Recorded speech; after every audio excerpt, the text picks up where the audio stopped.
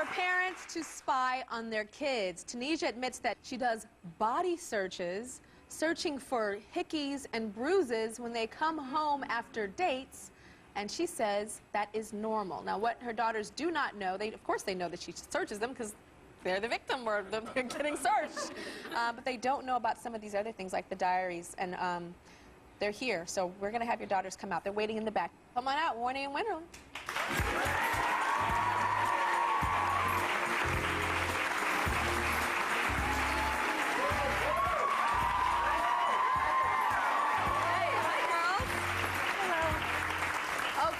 So, Warnie, your mom, she snoops all the time, right? Yes. And how do you feel about that?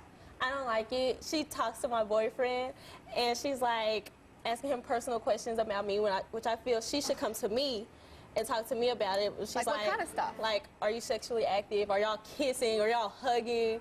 Just things like this. What is he going to say? No, we're not hugging at all, Mom. We just sit there and go. The truth. Huh? Actually, he tells the truth. He tells the truth? He does. And what does he say? I mean, he told me, yes, they have hug. No real kissing, but, you know. And he's telling the truth? No real kissing. But he lets me know. Warnie, is he telling the truth? Yes. You have not kissed him? Yes. Are you telling the truth? Just not like... Okay. All right. So, Winterlyn, your mama went to your prom. Yeah. Tell me about that. You go to prom with your best friend, your mom gets dressed like she's dropping you off, and then what happens? We were having a good time, you know, prom, dancing or whatever. And then around 11:30, I remember, 11:30, she gets on the microphone and says, Winterlyn, it is time to go. Your ride is leaving. On the microphone? Yes, cut the music. The DJ booth? Stopped. Everything stopped. I have a reason for everything I do. Okay. Tell us the reason for that. I didn't see her. I didn't see her. But she could have, like, text her or something on the phone. My sister always has her phone on. Are you scared they're going to rebel? I'm not afraid they're going to rebel. Like I said, Tyra, I just want to make sure they do not follow in my footsteps.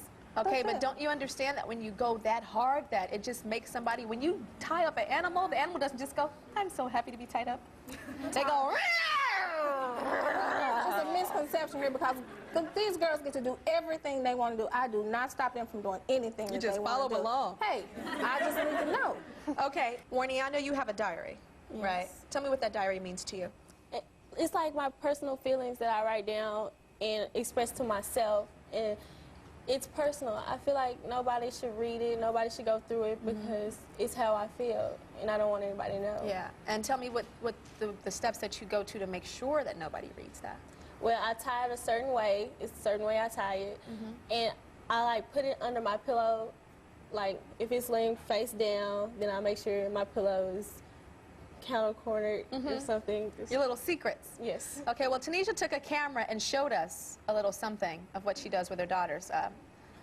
Check this out, girls. There is nowhere that Tanisha will not go when it comes to spying on her daughters. This is her room, and this is where she spends all of her time. She has everything just nice and neat. I searched her room about 4 times a month. She has a journal here. I try to put it back as nice and neat the way that she had it. Nothing is off limits. Pictures of her. Now, who would she be sending this to? Who is she sending this picture to?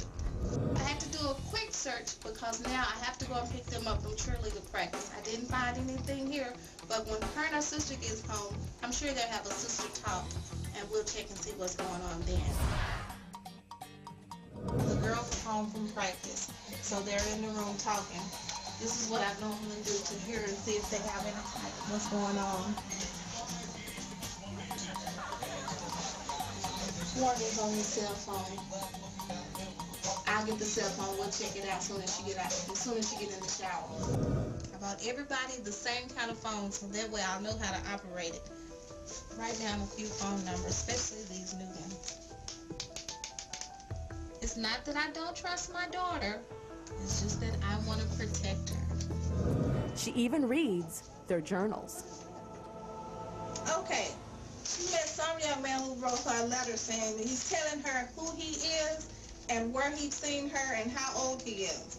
I let my daughters know I once was a teenager, so what they're doing is not slick.